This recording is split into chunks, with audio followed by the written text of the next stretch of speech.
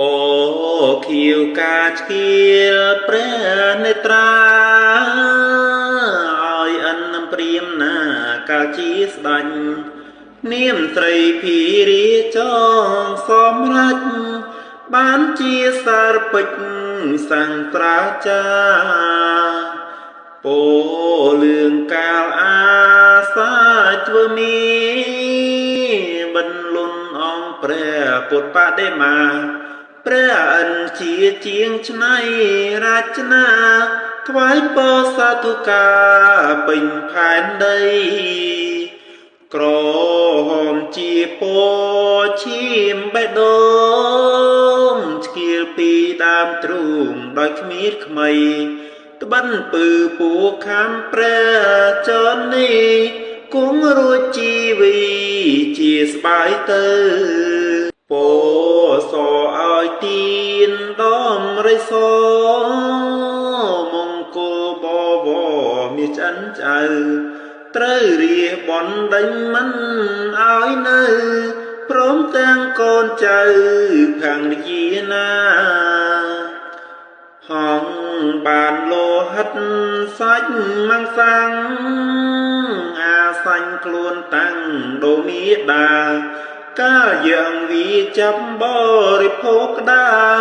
ជីវិតមាតារវិញក្មៃផ្លេពុនរាយកាជាតំសាយឲ្យទៀនពុំស្ដាយជីវិតក្តីលោតចូលភ្នងភ្លើងពុំថាអី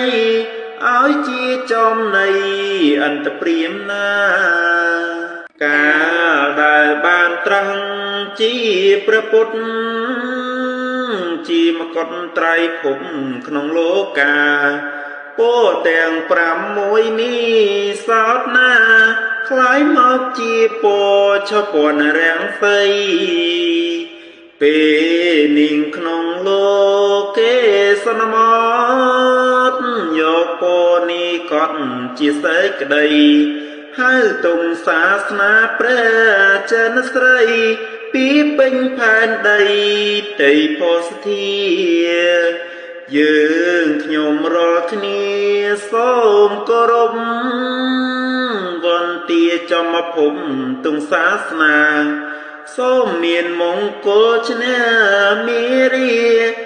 សូមត្រូវនានាក្នុងភពទាំង3សូ